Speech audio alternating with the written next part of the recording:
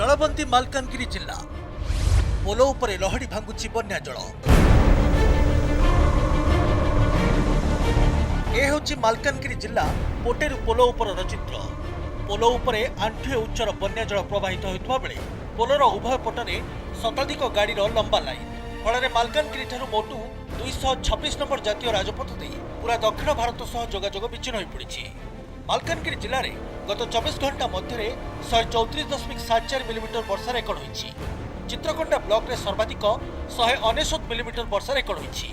कोरकोंडा रे 185 मिलीमीटर, मालकानगिरी रे 183.2 millimetre, Kalimela block रे 114 मिलीमीटर वर्षा रेकर्ड करा जाईछि।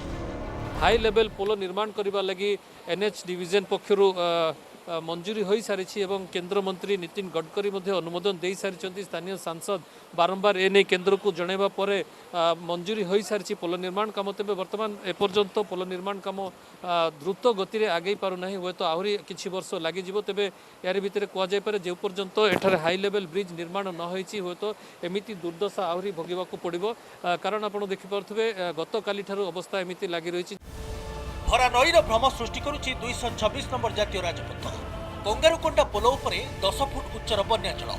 केवल पोटेरु नुहे, पोटेरु आगे रही कंगारुकोंडा पोलो जोटी पोलो उपरे लहड़ी भांगुछि 10 रु 12 फुट उच्चर बन्या जल। जातीय राजपथ एठारे एक विराट नईर भ्रम सृष्टि करुछि। आगकु रही MB90, MB96 सेठारे मध्य पोलो उपरे बन्या जल प्रवाहित होउछि। सेहिपरि कन्याश्रम निकटरे पोलो उपरे 5 रु 6 फुट उच्च बन्या जल प्रवाहित होउतबारु पड़िया सह जोगाजोग विच्छिन्न होइछि। मालकानगिरी ठारू कालीमेला जोगाजोग ठप। मालकानगिरी ठारू मोटू देई आंध्र तेलंगाना जोगाजोग ठप। कालीमेला ठारू पड़िया देई छत्तीसगढ़ सह जोगाजोग विच्छिन्न। प्रत्येक वर्ष एमती होउछि, लोक हैरान हरकत होउछंती। सरकार तो बारंबार कहउछंती ब्रिज हबो, आ गोटे नवा ब्रिज होउछि सेटा तो विलंब रे होउछंती। एटा खाली मरामती करा होउछि किंतु एटा जदि अति शीघ्र करि थांते लोकर सुविधा होई थांते। आपण देखंतु केते यात्री माने अछंती, माने गाड़ी अटकी अछंती रास्ता रे। वर्षा हला परे जो पटरू रे एपरी भाबरे जो पानी होउछि एथिबाई जो हमर जनसाधारण बहुत असुविधार सम्मुखीन होउछंती। जहाँकि तलीय अंश रे जो लोक माने बसवास करछंती सेमानन तो असुविधा तुलना करि होबो नै।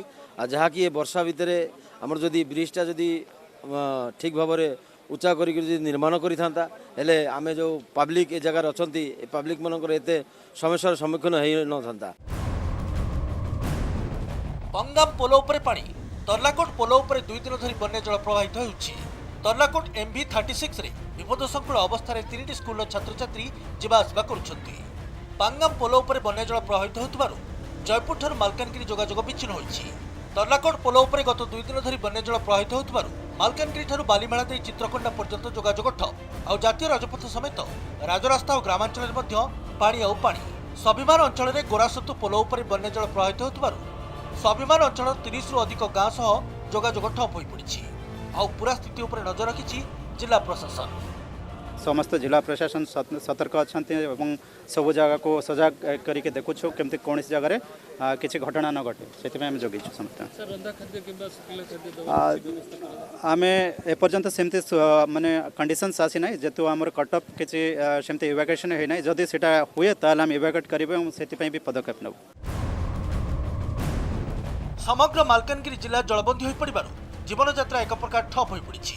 लगाण वर्षा जोगु युक्त 3 सेमिस्टर परीक्षा देवर वंचित होइछंती अनेक छात्र छात्री। लोके प्रबल वर्षा जोगु घर बाहरी पड़ुनाहांती। एपरिक अनेक घरे पानी पशि जाइतिबा बेले घरद्वार मध्य नष्ट होइछि। चित्रकोंडारू बिजुखिल, माथिलीरू बसंत सगरिया, कालीमेलारू दुशासन महापात्र और मालकानगिरीरू कैमरा पर्सन जानकी पट्टनायक सह देवव्रत सानांक रिपोर्ट, कनक न्यूज।